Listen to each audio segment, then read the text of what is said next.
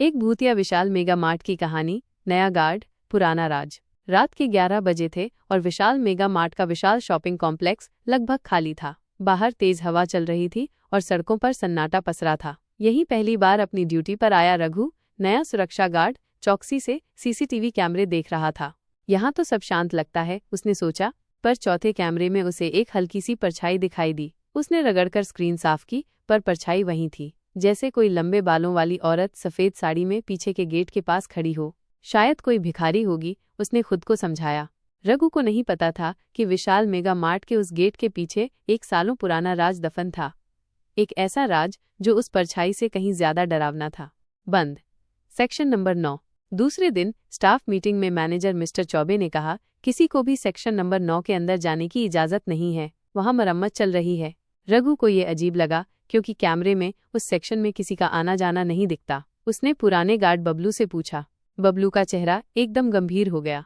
वो जगह ठीक नहीं है। 2012 में एक स्टाफ लड़की माइनस निधि उसी सेक्शन में लापता हो गई थी और फिर 2 महीने बाद उसके सड़े हुए कपड़े सेक्शन 9 की दीवारों में बंद पाए गए थे। रघु के रोंगटे खड़े हो गए।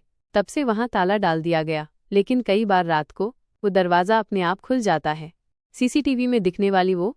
अगली रात रघु ने सीसीटीवी पर निगाहें गढ़ा दी। ठीक रात 2:13 पर सेक्शन 9 के बाहर एक परछाई फिर से दिखी। अब की बार वो और भी साफ थी। सफेद लिबास में एक लड़की, जिसका चेहरा उल्टा था और आंखें एकदम काली। उसने कैमरे की तरफ देखा। क्या ये मुझे देख रही है? रघु की सांसें थम गईं। उसने रेडियो से बबलू को बुलाया, पर कोई जवाब नहीं आया। वो डरते हुए मॉनिटर रूम से बाहर निकला। जैसे ही वो सेक्शन 9 के पास पहुंचा, दरवाजा खुला हुआ था। उसने टॉर्च जलाई। दीवारों पर खून के निशान थे। एक टूटा हुआ मिरर पड़ा था और उसके बीचों बीच लिखा था, मैं अब भी यही हूँ। स्टाफ की लाशें और पुलिस की चुप्पी। रघु ने अगली सुबह इस घटना की सूचना मैनेजर को दी, लेकिन चौबे ने बात टाल दी। तुम्हें शायद नींद में भ्रम हुआ होगा। पर अगले दिन स्टाफ के एक लड़के अभिषेक की लाश वॉशरूम में मिली। उसकी आंखें बाहर निकली थीं और शरीर नीला पड़ चुका था। पुलिस आई और सबूत के अभाव में स्वाभाविक मौत का मामला बता दिया। रघु ने सीसीटीवी देखा। अभिषेक अकेला सेक्शन 9 की ओर जाता दिखा, उसके पीछे वही लड़की। वो इसे ले गई। रघु बड़बड़ाया, पर अब वो चुप नहीं बैठ सकता था। पुराना मॉल, पुरानी आत्मा। रघु ने स्थानीय पत्रकार शिवानी से संपर्क किया। शिवानी को भी ये जगह हमेशा अजीब लगी थी। विशाल मेगा मार्ट के पहले यहाँ एक पुराना सिनेमाघर था, शीतल टॉकीज। 1995 में आग लग गई थी, जिसमें 13 लोग मारे गए थे, जिनमें एक युवती निधि अग्रवाल भी थी। क्या वो वही निधि है? रघु ने पूछा। शिवानी ने हाँ में सिर हिलाया। ये मॉल उसी जमीन पर बना है और आत्मा अब भी भटक रही है। नींद में खिंचता हुआ शरीर।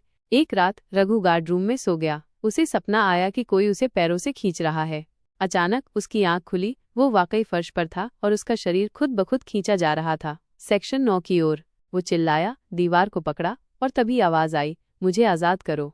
अगली सुबह उसके शरीर पर खरोचों के निशान थे। किसी ने नहीं माना। सबको लगा वो पागल हो रहा है। मंदिर का रास्ता और आत्मा की मुक्ति।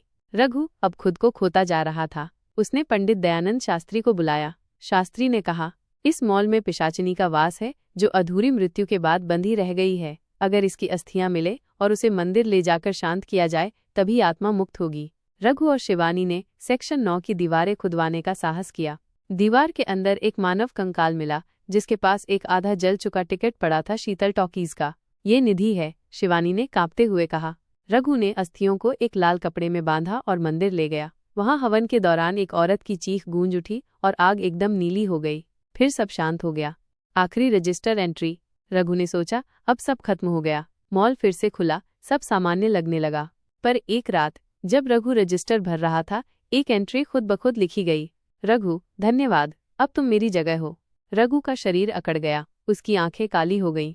अब जो सीसीटीवी देखता है, उसे गार्ड की यूनिफॉर्म में एक आदमी दिखता है, जिसका चेहरा इंसानों जैसा नहीं,